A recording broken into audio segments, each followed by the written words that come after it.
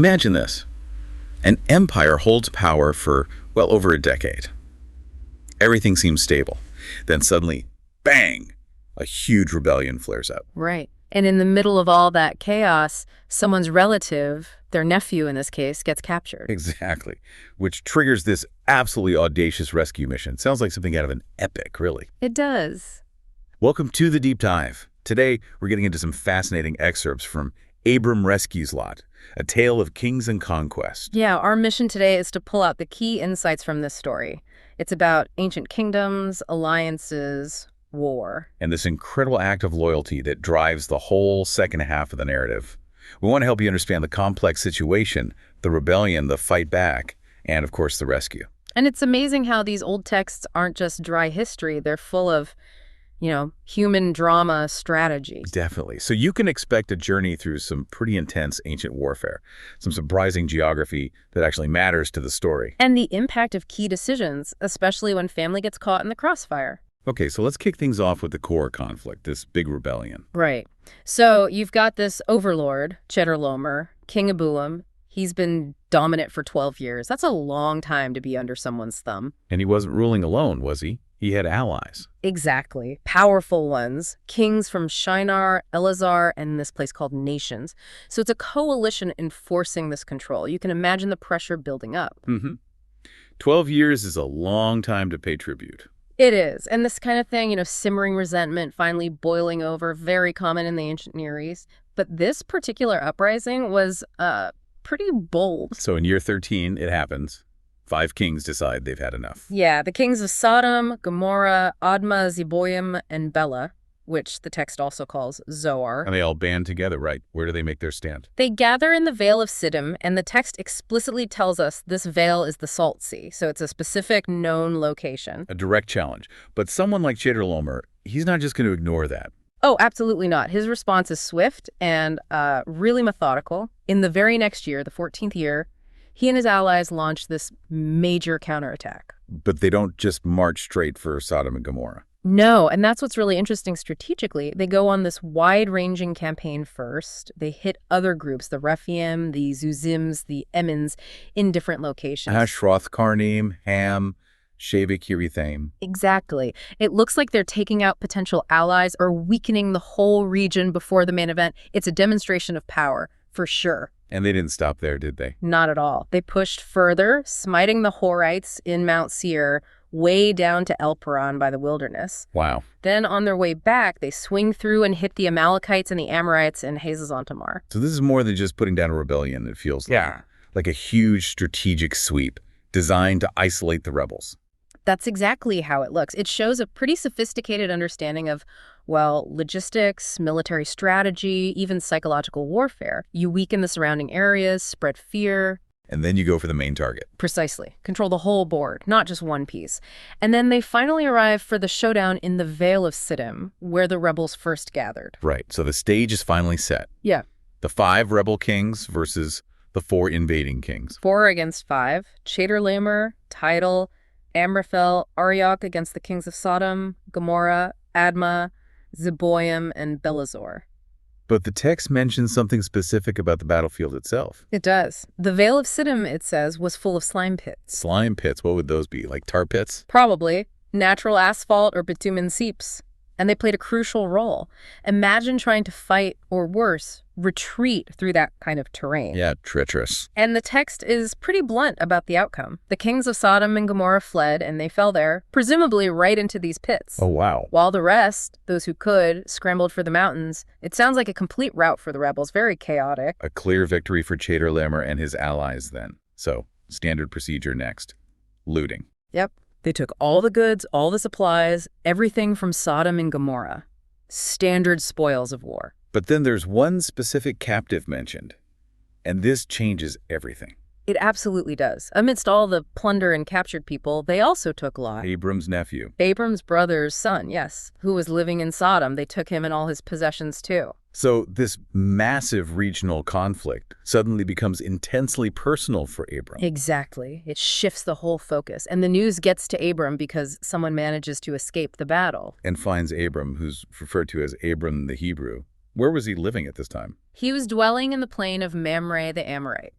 And crucially, Mamre and his brothers, Eshcol and Aner, were Confederates allies of Abram. That's important for what comes next. Okay, so Abram gets this devastating news. His nephew's captured. What's his reaction? It's immediate and incredibly decisive. There's no hesitation. He arms his trained servants. Trained servant. Yeah, the text says they were born in his own house. It implies a loyal, well-established private force. And the number is specific. 318. 318 men from his own household. That's a significant force. It really is. It tells you something about Abram's status and his preparedness. He wasn't just a simple nomad. He commanded loyalty and resources. So he musters this force immediately. What's the plan? Pursuit. He goes after Chedorlaomer's victorious army, pursuing them all the way to Dan. Just think about the logistics of that kind of rapid pursuit in that era. It's incredible. And then does he just catch up and fight? He does something even more daring. He gets to Dan, divides his forces, a classic military tactic, and attacks them by night. A night attack against the larger army that just won a major victory? That takes guts. Absolutely. Imagine the element of surprise. They smote them, as the text says, under the cover of darkness. Did that end it? Not quite. He routed them, but then he kept pursuing them, all the way to Hobah, which the text places near Damascus. Wow. So he didn't just rescue Lot. He completely defeated and scattered the victorious army. That's what it seems like, a total reversal. And the text emphasizes the success. Abram brought back everything. Everything. All the goods that had been plundered from Sodom and Gomorrah, and most importantly, his nephew, Lot, Lot's goods, the women, and all the other people who had been taken captive. A complete success, an astonishing turn of events. Truly remarkable. It showcases Abram's leadership, his strategy, and the effectiveness of this, relatively small but highly motivated force. Okay, so Abram returns victorious. He's just routed these powerful kings. What happens next? The text mentions two significant meetings. Right. First, the King of Sodom, the very king whose city Abram effectively just saved, or at least recovered the people and goods of, comes out to meet him. Where do they meet? In the Valley of Sheva, which is also called the King's Dale. Makes sense, the king coming out to greet his rescuer. And then there's a second, much more mysterious figure who appears. Yes, Melchizedek. This is a really fascinating moment. He's described as the King of Salem, likely Jerusalem, and significantly as priest of the Most High God. King and priest, what does he do?